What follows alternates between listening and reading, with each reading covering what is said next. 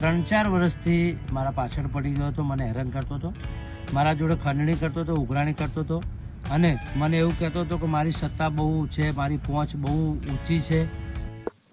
અને બેન, આપણે પ્રગતિના પંથે હોઈએ, તમે હો કે હું કે કોઈ પણ કલાકાર હોય, એટલે તકલીફો જીવનમાં આવતી રહે અને જતી રહે, પણ આપણે આપણી મસ્તીમાં મસ્ત હોઈએ. એને કહેવત છે ને કે ટોપલીમાં એક કેરી ખરાબ હોય એટલે બધી ના હોય ખરાબ, એવું ના વિચાર લેવું કે એક માણસના લીધે, એક વ્યક્તિના લીધે આપણે દરેક વ્યક્તિને નજરે ના જોવા જોઈએ. કારણ કે આપણા જ એક વ્યક્તિ બુરાઈ કરવા વાળો હોય તો એના સામે હજારો લોકો આપણા વખાણ કરવા વાળા પણ છે, એટલે એ વિચારીને જ ચાલવું જોઈએ બેન. એવી મારી મેન્ટાલિટી કે છે એમ. તો બેન, આપણે વાતો તો ઘણી બધી કરી. હા, હું એ જ કહેતી હતી. લગભગ અડધો કલાક આપણે વાતો જ કરી અને એ લોકો એમ કે અમારી ધરતી અમને જે ખવડાવશે એ ખાઈને અમે રાજી રહીશું. લગભગ પત્તા બત્તા એવું કઈ રમતા હોય તો પછી આપણે આવી જઈએ, સામે બેસી જઈએ. તો આવી જાઓ તમે.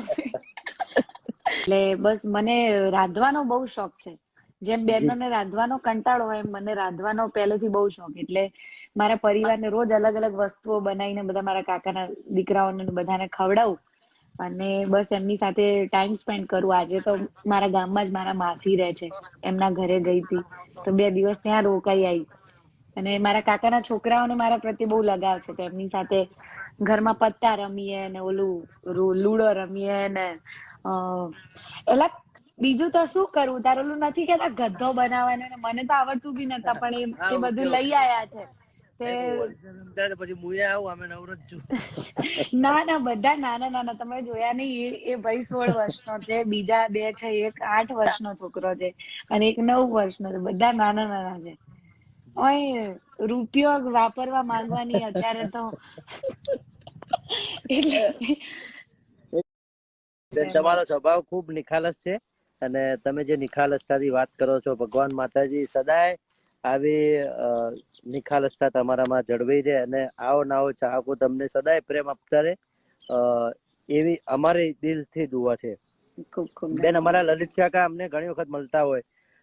દાખલા તરીકે તમે ઠક્કરનગર બાજુ, એ પહેલા તમે એ બાજુ રહેતા હતા તો અમે એ બાજુ આવીએ, અને કોઈ પણ બાબતે હું અમને ફોન કરું, કોઈ દિવસ એમને ના નથી પાડી, કોઈ એક્સક્યુઝ પણ આજ સુધી એમને નથી આપ્યો કે આવું છે તેવું છે. એક કલાકારો પ્રત્યેનો પ્રેમ, તમે તો બેન કદાચ ઘરે હો, તમારો કોઈ કોન્ટેક્ટ થાય ના થાય, પણ તમારા ફાધર હેન્ડલ કરતા હોય, તમારા ભાઈ આકાશભાઈ દવે એ પણ ખૂબ મેચ્યોર થઈ ગયા છે અત્યારે અને એ પણ બહુ હેન્ડલ કરતા હોય છે તમારી સોશિયલ સાઈડો અને બધું. તો તમારા ઘરનો સ્વભાવ પણ એવો પ્રેમાળ છે પહેલેથી જ, અને સદાય એવો ને એવો પ્રેમ ને પ્રેમાળ સ્વભાવ તમારો જળવાય, માતાજી એવી કૃપા રાખે, એવી અમારી પણ દિલથી દુઆ છે.